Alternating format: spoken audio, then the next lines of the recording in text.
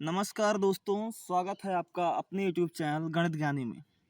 आज हम लोग प्रश्नावली 1.5 का पार्ट 2 डिस्कस करेंगे, जिसमें क्वेश्चन नंबर 3 है आपका क्वेश्चन कि आपको याद होगा कि पाई को एक वृत्त की परिधि मान लीजिए C और उसके व्यास मान लीजिए D के अनुपात से परिभाषित किया जाता है, अर्थात पाई बराबर C अपॉन D।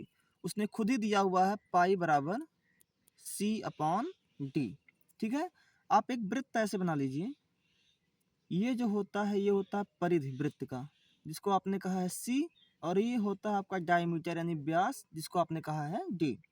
अब आप सबको पता है कि पाई क्या होती है, एक अपरिमेय संख्या होती है।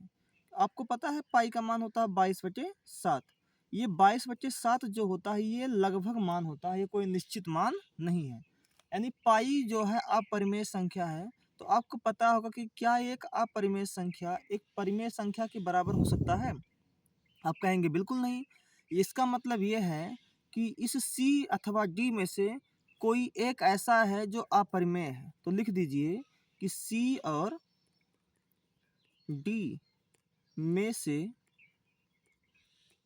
कोई एक अथवा दोनों अपरिमेय संख्या हैं।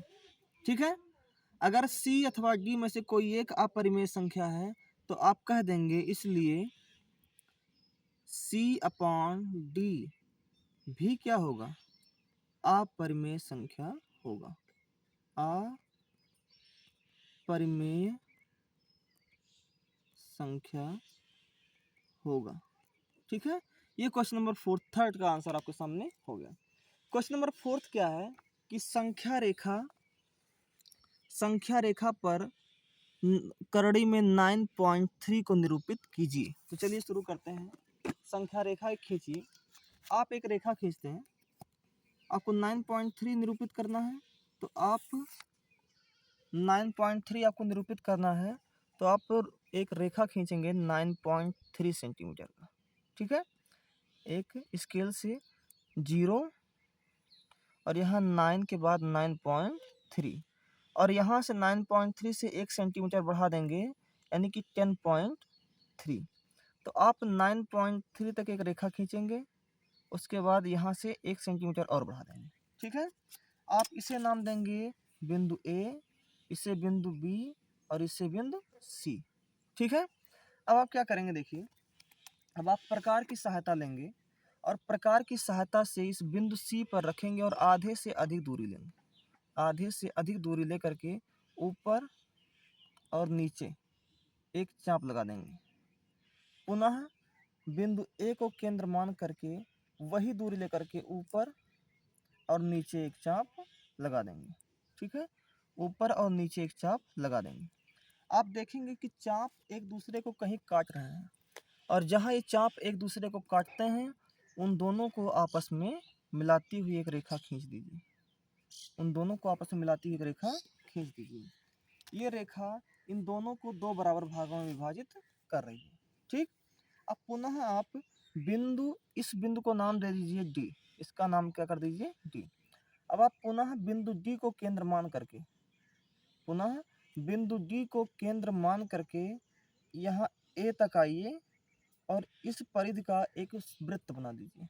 इस परिधि का एक वृत्त बना दीजिए। ठीक है, वृत्त बना दीजिए, आपका ये वृत्त बनके रेडी हो गया। ठीक है, और ये जो बिंदु आपके सामने B है, इसको एक चांदा लीजिए। चांदे की सहायता से वहाँ 90 डिग्री का कोण बना दीजिए। इस चांदे की सहायता से बिंदु B पर 90 डिग्री का एक कोण बना दीजिए। चलिए बिंदु B पकड़ते हैं। बिंदु B पर रखिए, इस नोक को बिंदु B पर रखिए और 90 डिग्री का यहाँ से एक कोण निर्माण कर दीजिए। तो 90 डिग्री आप देखेंगे सीधा यही ऊपर है। तो आपको ऊपर तक नहीं जाना, आप यहाँ से ऐसे पकड़िए, ऊपर तक जाना नहीं है, आप इसी की सिधाई पर यहाँ तक जाइए और यहाँ B से मिलाती है एक रेखा ड्रॉ कर दीजिए। ठीक है, समझ में आ रहा है आपको? अब फिर आप इस रेखा को, इस AC को आप जितना मर्जी उतना बढ़ा दें, कोई इसमें कोई लिमिट नहीं है, आप पूरा बढ़ाते चले जाइए, कोई दिक्कत नहीं है। और बिंदु B को केंद्र मान करके, बिंदु B को केंद्र मान करके, यानी बिंदु C को केंद्र मान करके आप यही दूरी लेंगे, इस दूरी को ले करके बिंदु B को केंद्र मानेंगे और ये दूरी ले करके, यही दूरी आप एक चाप लगा देंगे। थोड़ा सा दूरी लेने में दिक्कत हो रहा है, एक चाप यहाँ लगा देंगे। ठीक, यही चाप आपका, ये जो दूरी होगी आपकी यहाँ से ले करके, ये बिंदु का नाम दे दीजिए E, तो आपका जो BE दूरी होगा यही आपका होगा √9.3। ठीक है, तो आशा करता हूँ कि आप संख्या रेखा पर, ये क्वेश्चन नंबर 4 था, संख्या रेखा पर √9.3 को रिप्रेजेंट कर ले जाएंगे। बढ़ते हैं नेक्स्ट क्वेश्चन की तरफ। नेक्स्ट क्वेश्चन है आपका कि निम्नलिखित हरों का परिमेयकरण कीजिए। निम्नलिखित हरों के परिमेयकरण कीजिए। परिमेयकरण का मतलब होता है कि जहां अगर हर का परिमेयकरण करने को कह रहा है तो मतलब हर से आपको करड़ी हटाना है। अगर अंश का परिमेयकरण करने को कह रहा है तो मतलब आपको अंश से करड़ी को हटाना है। तो चलिए शुरू करते हैं क्वेश्चन नंबर 5 का पहला नंबर क्वेश्चन है 1/√7। ठीक, अब आपको √7 लिखा हुआ है और आपको हर का परिमेयकरण करना है।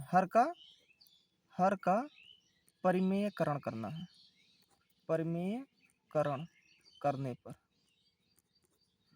जिसका परिमेयकरण करते हैं इसका मतलब ये होता है कि वहां से आपको रूट को हटाना है। तो एक चीज जान लीजिए, अगर रूट का यानी करड़ी में A का गुणा अगर आप करड़ी में A से ही करते हैं तो करड़ी यहाँ से हट जाता है। तो अगर यहाँ √7 है और √7 का गुणा √7 में ही करेंगे तो रूट हट जाएगा। अब आपको पता है कि जो काम आप हर में करेंगे वही काम आपको कहाँ करना है, अंश में, क्योंकि मैथ कहता है कि जो भी काम करिए वो इक्वली करिए। तो √7 अनुसार √7 क्या हो जाएगा, 7। ये आपका क्या हो गया, आंसर हो गया। ठीक है, पहला क्वेश्चन आपको समझ में आया।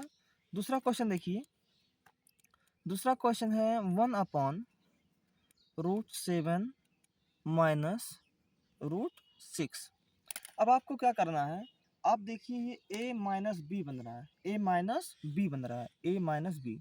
अगर मैं यहाँ A प्लस बी से गुणा कर दूं, यानी कि √7 प्लस √6 से गुणा कर दूं और ऊपर भी √7 प्लस √6 से गुणा कर दूं, इसके मान में कोई फर्क नहीं आने वाला है, पहले चीज।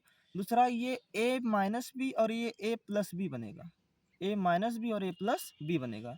इसका मतलब ये होता है कि √7 प्लस √6 का गुणा ऊपर हो जाएगा, ऊपर रहेगा। √7 यानी A का स्क्वायर यानी √7 का स्क्वायर हो जाएगा, माइनस B का स्क्वायर यानी कि √6 का स्क्वायर हो जाएगा। क्यों?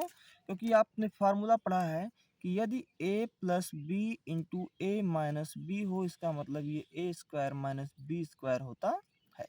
ठीक है, तो आप कहेंगे √7 प्लस √6 अपॉन √7 का स्क्वायर करेंगे तो रूट हट जाएगा, क्योंकि √7 इंटू √7 यानी रूट हट जाएगा, और -6 का स्क्वायर करेंगे तो 6 होगा। तो आप कहेंगे √7 प्लस √6 और 7 में से 6 जाएगा 1 आएगा, तो 1 लिखें या ना लिखें कोई फर्क नहीं पड़ता, ये हमारा क्या होगा, आंसर। ठीक है, क्वेश्चन नंबर 3 की तरफ चलते हैं। क्वेश्चन नंबर 3 क्या है, √5 प्लस √2, इसका क्या लिखा हुआ है, स्क्वायर। इसमें क्या करना है, सॉरी गलत क्वेश्चन हो गया, 1/√5 प्लस √2, 1/√5 प्लस √2, ये क्वेश्चन है आपका। तो आप फिर यही करेंगे, हर का परिमेयकरण, हर का परिमेयकरण करने पर, हर का परिमेयकरण करेंगे तो 1/√5 प्लस √2। अब यहाँ A प्लस बी है, इसको A माइनस बी से गुणा कर दीजिए, और अगर जो चीज़ नीचे कर रहे हैं वही चीज़ आपको क्या करना पड़ेगा, ऊपर भी। ठीक है, तो आप कहेंगे √5 माइनस √2 का गुणा 1 में होगा तो √5 माइनस √2 ही आएगा, और ये A माइनस बी और ये A प्लस बी, तो आपने A plus B into A minus B बराबर क्या पढ़ा था, A square minus B square, यानी कि √5 का स्क्वायर माइनस √2 का square. √5 minus root two upon root 5 का स्क्वायर 5 आएगा, माइनस रूट 2 का स्क्वायर 2 आएगा। तो आप कहेंगे root 5 minus root 2 upon 5 minus 2 कितना होगा 3, and this is your right answer. ठीक है, क्वेश्चन नंबर 4 की तरफ बढ़ते हैं। क्वेश्चन नंबर 4 क्या है देखिए, क्वेश्चन नंबर 4 है 1 upon root 7 minus 2, 1 upon root 7 minus 2। अब देखिए a माइनस बी लिखा हुआ है, अब आप इसको a प्लस बी से गुणा कर दीजिए और वही काम आप ऊपर भी कर दीजिए। आप गुणा करेंगे तो आप पाएंगे कि रूट 7 प्लस 2 अपॉन a का स्क्वायर यानी कि रूट 7 का स्क्वायर माइनस b का स्क्वायर यानी कि 2 का स्क्वायर। तो रूट 7 प्लस 2 अपॉन रूट 7 का स्क्वायर 7 होगा, माइनस 2 का स्क्वायर 4 होगा। तो रूट 7 प्लस 2 अपॉन 7 माइनस 4 कितना होता है 3, and this is your right answer. तो आशा करता हूँ कि आपको एक्सरसाइज 1.5 का तीसरा, चौथा और पांचवा क्वेश्चन बहुत अच्छे से समझ में आया होगा। मिलते हैं नेक्स्ट वीडियो में नेक्स्ट प्रश्नावली के साथ। धन्यवाद।